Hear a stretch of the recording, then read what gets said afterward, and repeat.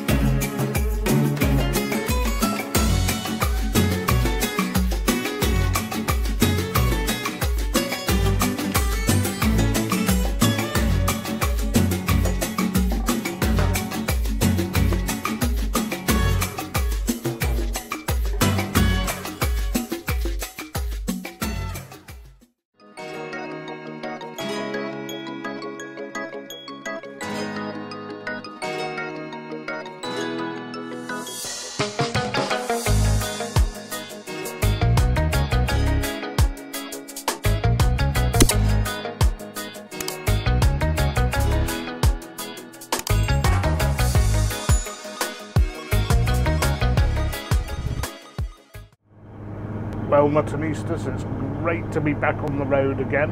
Another away trip with City, and this time in the right end. I've got an away end ticket for this one, not like the West Ham vlog, which I had to do from the home end. And what a journey it was just to even get here to take this train. As those of you would know, in the UK, there had been a rail strike, and yesterday I flew back from Spain. I'd taken a train from Seville to Madrid, perfectly smooth journey. I had my meeting in Madrid, which I needed to go to, and then took a flight from Madrid to London. I got a cheap upgrade, so I enlarged it up in the lounge and on the plane. Huge seat in business class, but what a contrast to what came next.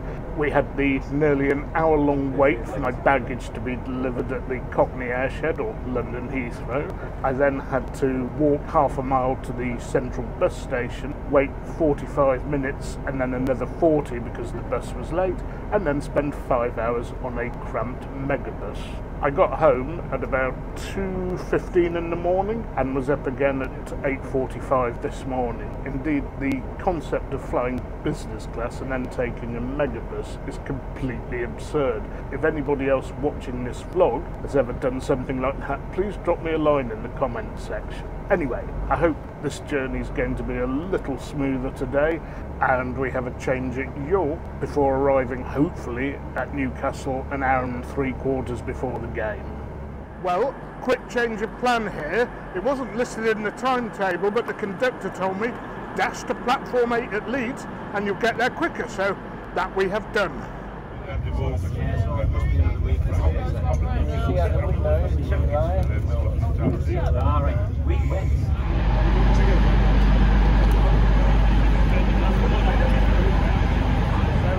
We've now arrived in Newcastle at the rather impressive stone-clad station. Now, I'm not sure where to go for a bite and a pint, but some City fans who just arrived said just Google away fans pubs and I'll find somewhere. There are 4 of them not far from the ground. And of course, one of the pleasures of visiting Newcastle for an away game is that the ground is very, very walkable, not far away at all. Well, I've spotted a Mexican place called a burrito bar. Now, Mexican food is a bit of a rarity in the UK and it tends to be a bit bland and stodgy, but we'll give it a go. Sometimes it can be spicy, fresh and tasty, but anybody who's watching this video from countries where there's a strong tradition of Mexican food might find this to be a bit of a pale imitation. It's a type of food that hasn't really captured the British imagination. Anyway, let's go in and see how it is.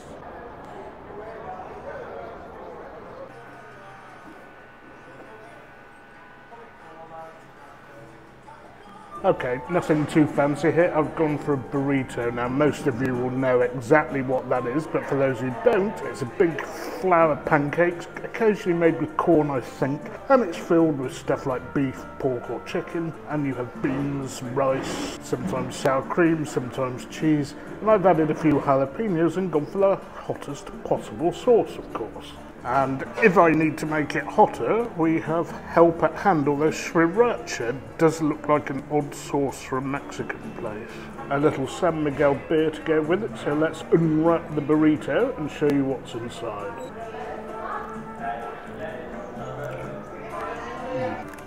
Oh, now fair dues, the extra hot sauce that I ordered at the counter to be put inside my burrito really is extra hot. It's burning my lip as we speak. Anyway, as you can see, all these different ingredients mixed up in a wrap, and I think 99% of people watching this vlog will know exactly what it is anyway. But for those who don't, it is like a wrap or a sandwich, quite a big heavy one, good before a match or a session at the pub. I'm going to finish this off anyway, and I'll see you at the pub to talk football.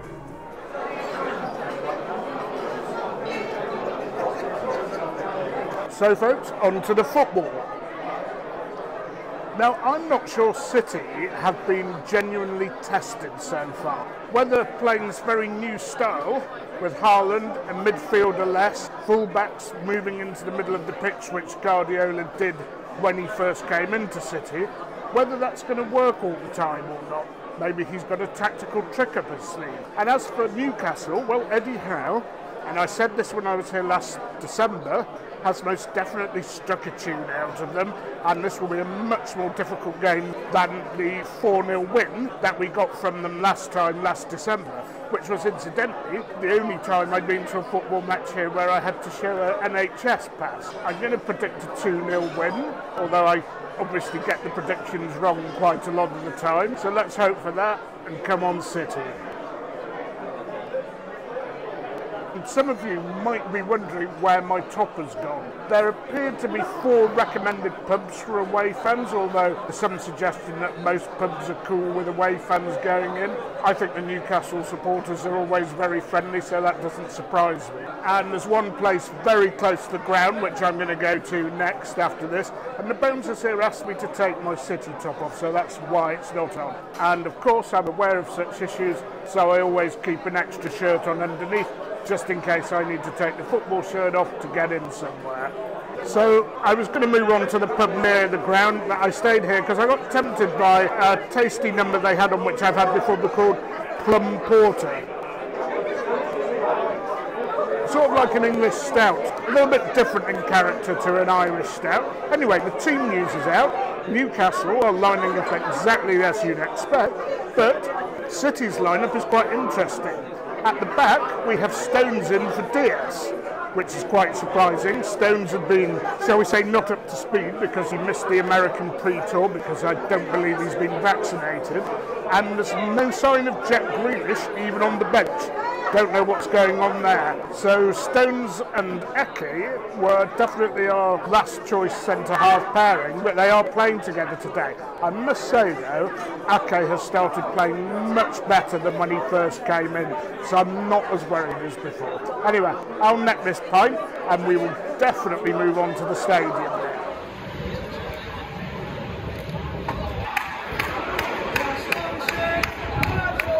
And I've been to some pretty high away ends, but this is the highest. I'm going to take the lift.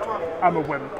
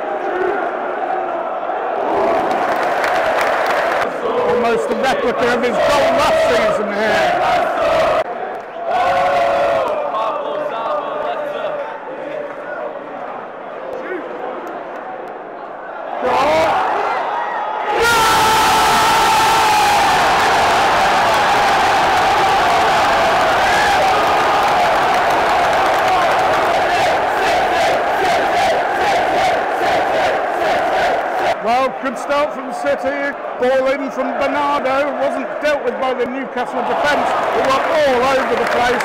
Well controlled by Gundogan eventually and slotted into the back of an empty net. 1-0 City. Oh.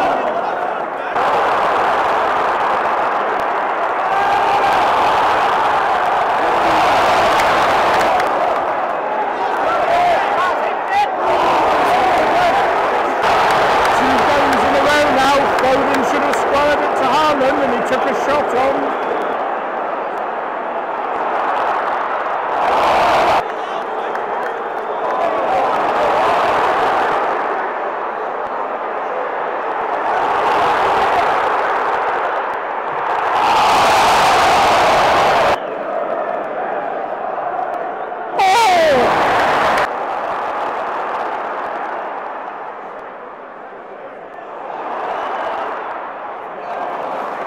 Newcastle are getting in behind a few times and knocking some crosses in from behind the last defender. They need to stop that. They don't have great firepower, but if they keep doing that, they will score eventually.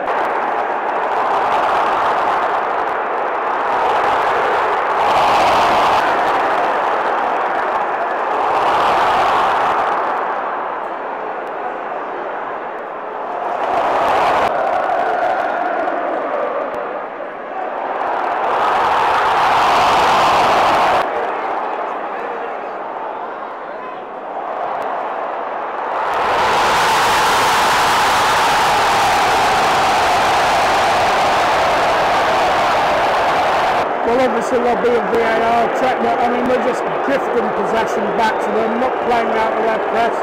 Come on, sort it out.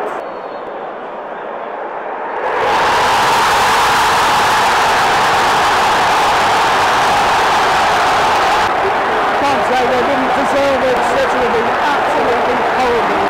And for that goal, 2 men in the back post, 1 half mark and 1 not marked at all.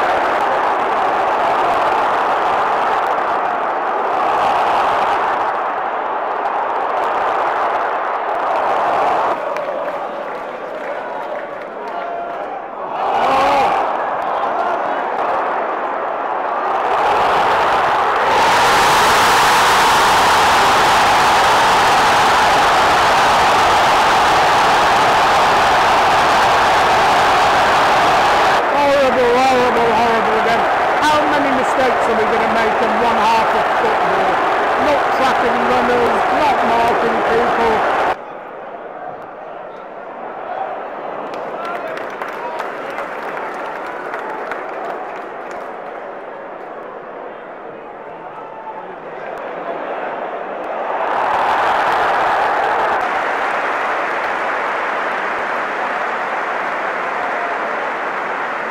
So 2-1 to Newcastle at half-time. City were really bad after scoring and missing that chance. Foden again could have put us 2-0 up by squaring instead of trying to shoot. And Foden has turned over possession a number of times, so has the rest of the midfield. And Stones looks as if he's all at sea. Have you all been to the pub last night or something? Okay, second half underway. It's still clear that City don't know what they're doing with Haaland. Given Newcastle are pushing up a bit, maybe the odd long ball for him to run into.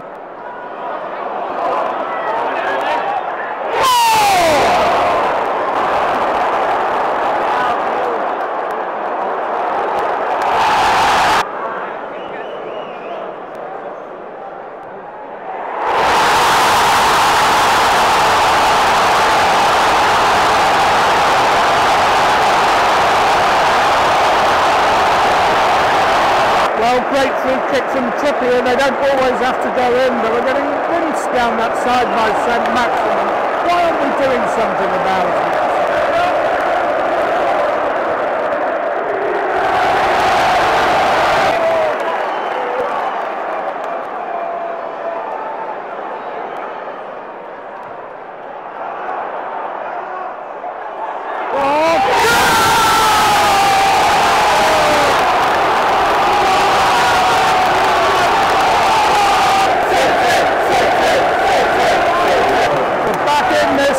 Great ball over to City, we can still win this game.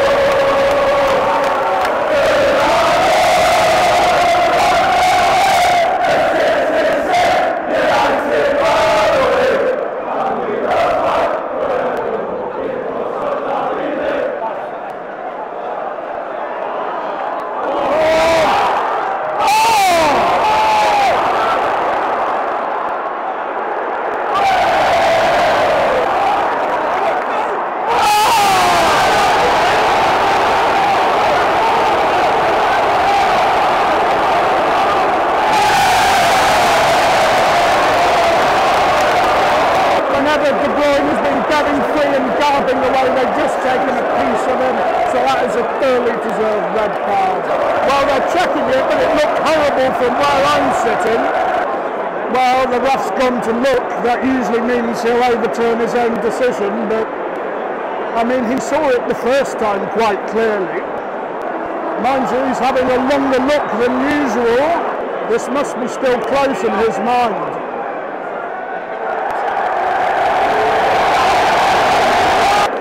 We've just seen the replay. What a scandalous decision. It was a clear game. Terrible VAR and refereeing.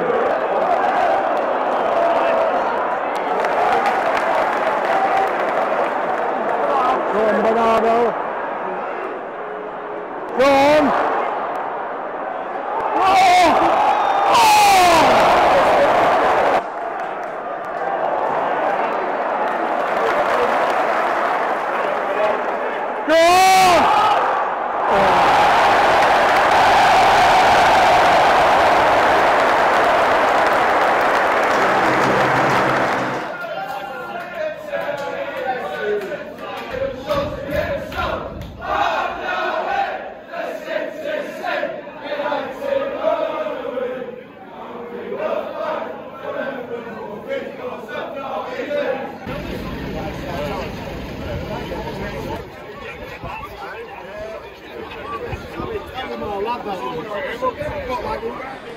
So, Muttonistas, what a game that was. City started well, 1-0 up, had a chance where Foden should have squared it to Haaland, but at that point, City lost the plot and, in my opinion, were all over the place. But Newcastle were really good as well.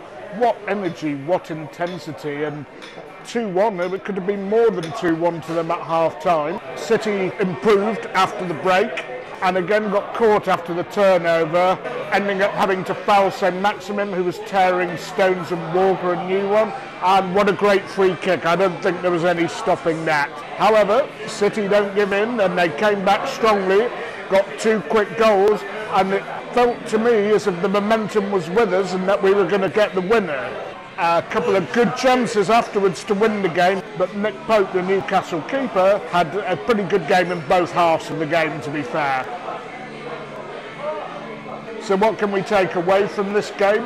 Well, City was sloppy, very sloppy, giving away possession when harassed under a press, which they're not supposed to do. They started playing out of the press a lot better in the second half. They seemed a bit slow to the ball as well. They kept losing these 50-50s after Pope launched the ball up. Newcastle won well over half of those. Some of Edison's distribution in the first half wasn't on the money either. Foden, in particular, was guilty of bad turnovers and bad positions. He had a pretty bad game all around, in my opinion. I think he had two good positions where he could have squared to Haaland and chose not to. Bad decision making, especially after all the publicity of what he did against Bournemouth the week before. Exactly the same thing. And we still haven't got what we're doing with Haaland sorted out. Too much of the play was reminiscent of when we were playing the six-man midfield with the false nine. Newcastle did push up, so they could have played a few balls over the top to see if Haaland could get onto them. Some of his first-time flicks were excellent, but I was not overly impressed with some of his first-time control. He did lose the ball quite a bit when it was played to him in fairly tight positions. And I did indeed fear that City hadn't been properly tested from their first two league games against West Ham and Bournemouth, and this was probably a test we needed. I don't think we're up to speed by any means, and I think if we have this mega centre forward, we've actually got to play him in instead of taking shots. Newcastle are looking good to build upon their strong finish from last season, and it wouldn't surprise me if they put in some sort of challenge for the lower European spaces, 6 or 7. And one thing is for sure, I don't think away to Newcastle at St James's Park will be a particularly easy fixture for anybody. I'm going to start wrapping the video up here. What a great game that was. Obviously I would have preferred the City win, but I can understand from the point of view of entertainment, that was an absolute cracker. Anyway, hope you enjoyed the vlog. I'm going to love you and leave you. I'll see you on the next one. Keep liking, keep sharing, keep subscribing, and most of all, keep remembering, you can't beat a bit of mutton.